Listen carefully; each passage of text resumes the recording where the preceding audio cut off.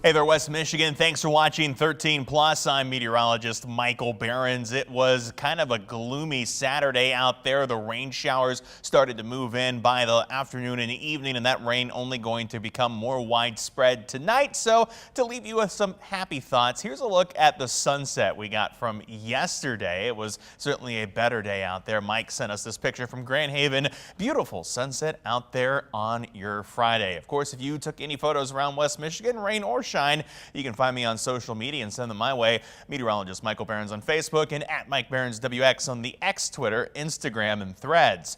Temperatures out there on Saturday hit 72 Grand Rapids and Muskegon, 70 in Holland, 75 in Kalamazoo. That temperature a bullseye with our forecast. Second bullseye in a row, bringing our accuracy streak now to 8 days in a row.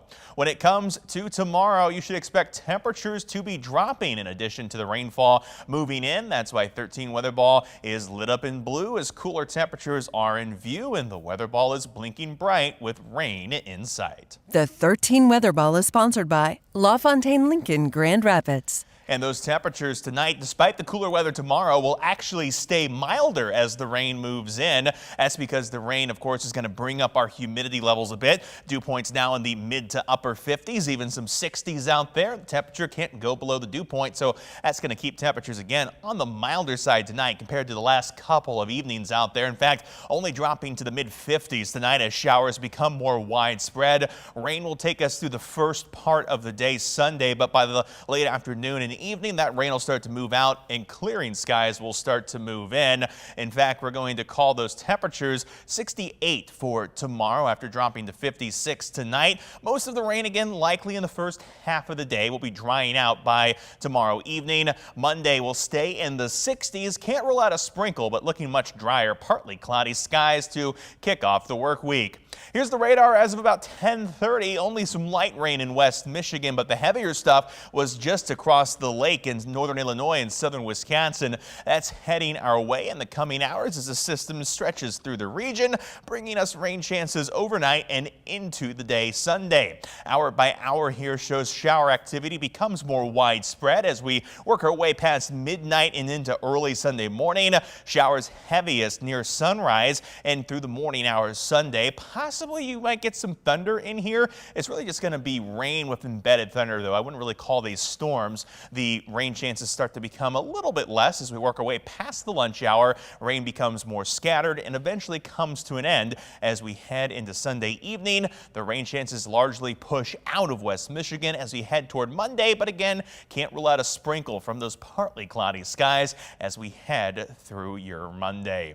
Temperatures out there for your Sunday, though, they will hang around in the 60s, mid to upper 60s across the lake shore. Those temperatures will be similar in our northern zones with a continued pattern of mid to upper 60s from Grand Rapids down to Kalamazoo. 13 on your side, 10-day outlook.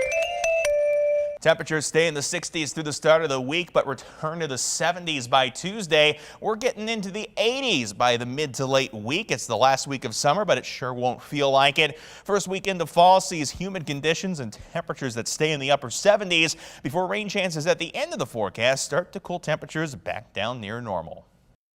The 13 on your side beach and boating forecast, sponsored by AAC Credit Union. And here's a look at your beach and boating forecast. Waves will be on the rise as we head into Sunday, up to 1 to 5 feet for northern portions of the lake, 1 to 4 central and 1 to 3 on the southern end of Lake Michigan. Sunshine, best chance to see it at the lakeshore tomorrow is going to be on the northern end of the lake, especially because those shower chances will persist a little bit longer the further to the south you go. Water temperatures out there, they did improve out of the 50s for most of the lake as of Saturday, but these will likely start to cool back down as waves pick up heading towards Sunday.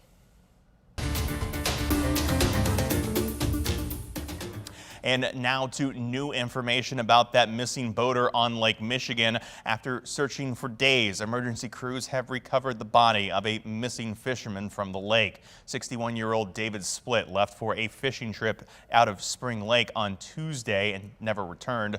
The Coast Guard was notified that night. His empty boat was found Wednesday about 32 nautical miles west of Grand Haven.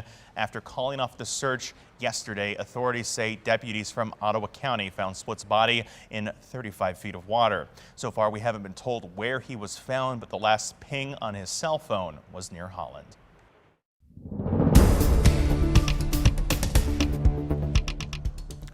And now to the latest on what remains from Hurricane Lee. This is video from our ABC sister station WCVB in Boston showing the winds and waves pounding the Northeast Saturday morning.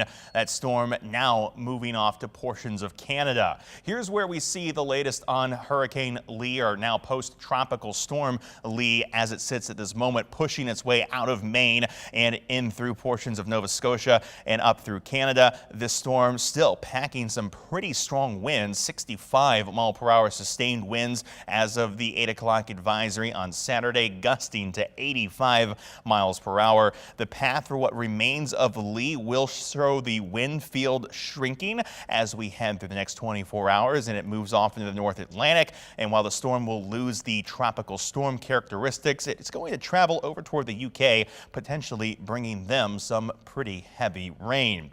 And while the storm may now be weaker, Lee was once a very powerful Category 5 storm while it was over the Atlantic earlier this week. But after the storm had weakened some, ABC News' Ginger Zee flew with the hurricane hunters to check out the inside of the storm. Here's what they found.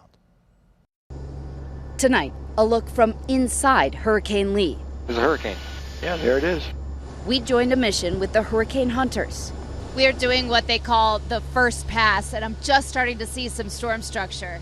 17 scientists, pilots, and crew on board, all gathering data, flying into those 115-mile-per-hour winds. It's really unbelievable. We're just starting to get into the very outer skirts of the storm. About 2 hours into our flight, we see it. You can see the edge right there of the outside of the eye wall. Tracking Lee's strength, speed, and direction. This tube is an instrument, and it is called a drop sonde.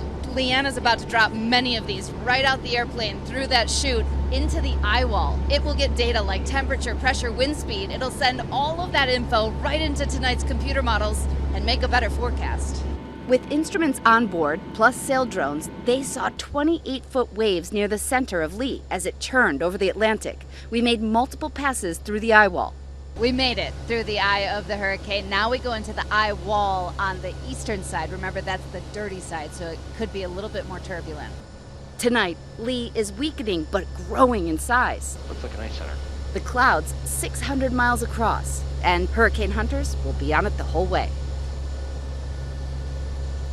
Now you're up to date on the latest forecast and what remains of Hurricane Lee. You can always find more news and weather information online at 13onyourside.com or by downloading our news and weather apps. For now, though, thanks for watching 13 Plus. I'm meteorologist Michael Behrens.